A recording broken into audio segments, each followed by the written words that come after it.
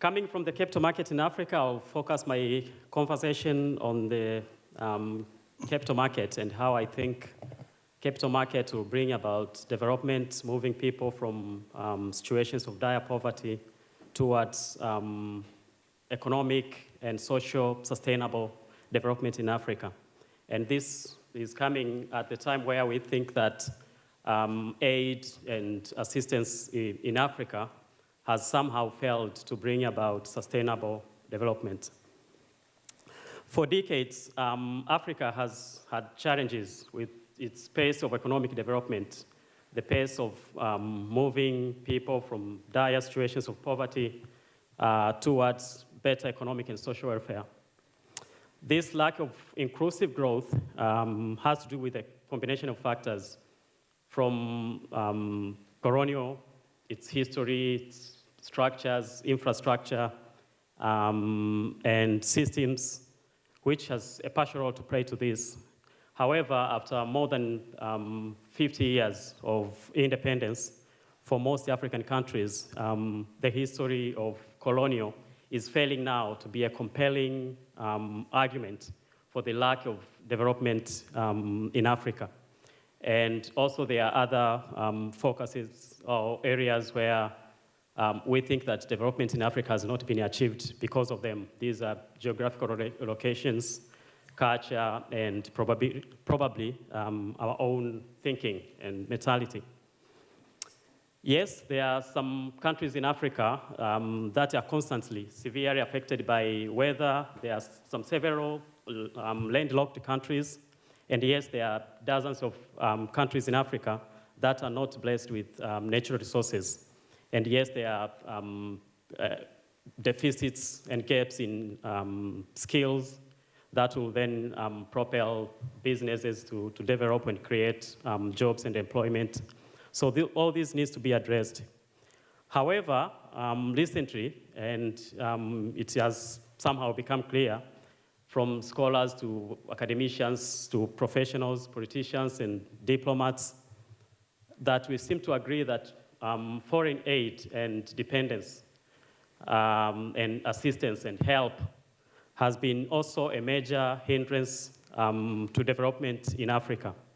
And let's look at the statistics. After 5 decades of, and with more than $1 trillion that has been poured in Africa, which is currently almost 40% of the total African GDP, a lot of Africans are still living in less than $1 a day, despite all that assistance which has been going to Africa. And I think because of aid, Africa has almost failed to embrace an idea that it can be responsible for its own development without dependence on aid, assistance, or help or guidance. And because of dependence, Africa has failed to seriously look on its approach towards creating a conducive political, legal, and business and investment approaches that will then facilitate investment and innovations. Because of reliance on assistance, Africa has largely failed to enhance its laws of enforcement and enforcement mechanisms, has failed to create transparency and fiscal systems, has in some cases failed to create independent monetary authorities or vibrant stock markets or capital markets that can foster growth in business, development projects in both size and impact to its societies. Instead, Africa, its institution, political, economic, and business institutions are still highly dependent on help and assistance in one way or the other. And between 20 and 50% of the government budgets in Africa still depends on support. This says that we in Africa have failed to pay good attention to our own internal or domestic potentials, opportunities, and the resources in carving way to maximize utilization of our own resources for sustainable economic development. And the real question in front of us today is, has aid-driven intervention towards development produced any meaningful solution to Africa's sustainable economic challenges? For me, the answer will probably be no, and this is why. Despite billions of dollars that have been poured into Africa over the past 5 decades, Africa has almost failed to generate consistent and inclusive economic development, and in some cases have actually regressed. If, for example, we compare Africa and Asia 50 years ago and then fast forward to situations today, one might agree with what I'm trying to say here. Market-driven approaches, which is what I'm compelled to think, will enable Africa to address its issues of fiscal, monetary, and trade policies in a more meaningful manner. It will enable creating quality and strong institutions that will then ensure rule of law, respect of property rights, independent judiciary systems, growth-promoting economic policies, as well as attractive investment policies. The need for greater transparency and accountability in a way that Africa can govern itself, in the way businesses are run and conducted in Africa, can also not be overemphasized. Now, to address these issues, which are related to long-term sustainable growth and poverty alleviation, Africa needs to operate in an environment where corruption is not as rife as it is, and where transparency, and in an environment and society where accountability and good governance will be at the core culture of its governance, its business conduct, its ethics and practices. Let me try to share my thinking on how transparency, good governance, and accountability can be achieved through the use of capital or stock markets in Africa. Currently, we have been witnessing, for us coming from Africa, an idea which is growing, I think, and an understanding that developed countries like yourselves, relations with Africa needs to refocus from being aid and assistance and dependence type of relationship towards development-based partnerships which are driven by trade and investments.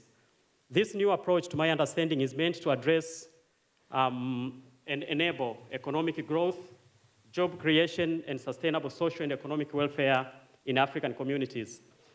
If African development partners and African government and businesses decide to reduce aid-driven model of economic development towards this new partnership, which is based on more trade and investment, then capital, especially long-term capital, sourced from financial capital markets, will then have a role to play. As we know, financial and capital markets not only enable mobilization of savings and resources and capital efficiently, from the public and institutions, which are then priced better and efficiently, and then be directed to different sectors of the economy, especially in sectors that there is efficiency and productivity, and optimal being utilized. But also it brings about responsibility, accountability, transparency, good governance, and rule of law. It is in very rare cases that you'll hear in stock markets where there will be some shadow deals or corruptive behavior among stakeholders, being financiers, investments, or businesses. Therefore, in my view, growing and strengthening financial and capital markets in Africa so that they can play a vital role in bringing about accountability, transparency, and emphasizing on disclosure and good governance, while at the same time enabling businesses and the governments to access efficiently and better priced investment capital, is obviously the right cause to pursue. This is how it has worked in other places in the world, from the industrialization era in Europe to recently what we are seeing in Asia, where financial and capital markets are playing a key role towards economic development in a more sustainable, in a more consistent manner. Market-driven and capital approach, I believe, will enable growth in trade and investment, which will enable growth of capital markets, will drive trade and economic ties between markets, and will contribute more into growth in trade and economic interdependence between sectors within the economy, but also between inter-economies or inter-countries dependencies. As is, there are wide deficits in infrastructure, for example, in Africa, ranging from roads, railways, ports, airports, health facilities and schools, manufacturing, natural resources, hospitality, et cetera, et cetera. Now, as we know, infrastructure, which is supposed to be the engine of growth, is in great shortfall in Africa. These projects can be financed through financial and capital markets where there will also be accountability, transparency, and good governance.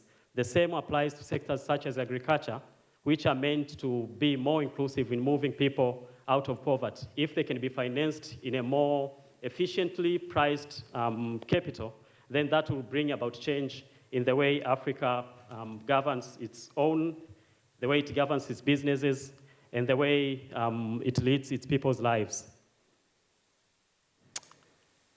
I would propose, therefore, that Africa's development partners collaborate and partner with capital markets in Africa so that together we can deepen our capital market and increase their credibility and relevance towards becoming key platform for attracting and mobilizing funds, both from domestic and international markets. And we may partner in areas such as capacity building in Africa, which will be short-term, and then give Africans the ability to play their own role, but also encourage cross and dual listing for companies, especially companies which are operating in Africa. They have key operations in Africa, but they are not sourcing their capital from Africa. Instead, and as it is, good returns on any investment goes where money came from. And if that money is not coming from Africa, definitely it's going somewhere. And therefore, if this business will consider to use partially the local financial and capital markets to access capital, but at the same time enable businesses which are operating in Africa and governments in Africa to be more responsible and more accountable and more allow more transparency and rule of law, that will be more helpful. Now, let me be on the positive side in the next few minutes and finish by saying that we have seen some good examples already in Africa. There are countries in Africa that have learned, and some other who need to learn from others who have learned already. Countries such as Botswana, Mauritius, Ghana, South Africa, Nigeria, Kenya, and small markets like where I'm coming from, Tanzania, are showing good signs of economic and financial success. In Tanzania, for example, over the past 24 months, we have witnessed and taken measures that have improved foreign participation in our capital market and have re-emphasized on good governance and more disclosure and transparency and creating an environment which is more conducive in attracting local and foreign capital to come in. As a result, we have seen in that short period, our investors' wealth, both local and foreign, grow by more than 150. That is the growth in market capitalization and growth of indices, more than 150 for that short period of time. But also we have created a segment in the market to enable small and medium companies, which are the engine of economic development in Africa, to as well access this source of capital, which is more long-term and sustainable through the capital and financial markets, so that these small and medium-sized companies can as well be able to operate in a more sustainable manner. But in between, they will be able to access capital whose goes with responsibility, whose goes with accountability, which goes with being more transparent and becoming good governed. Now, as African countries move away from the vicious aid cycle, from the culture of dependence, from corruption and corrupt behaviors, towards market-driven and capital solutions, towards increasing savings and investment from both domestic and foreign, towards accessing funds from financial markets, funds whose access and usage requires a great deal of responsibility and accountability, of good governance and disclosure. I think with this new refocus in the way Africa should run its businesses, from the government to private sector, will enable sustainable economic development. Thank you.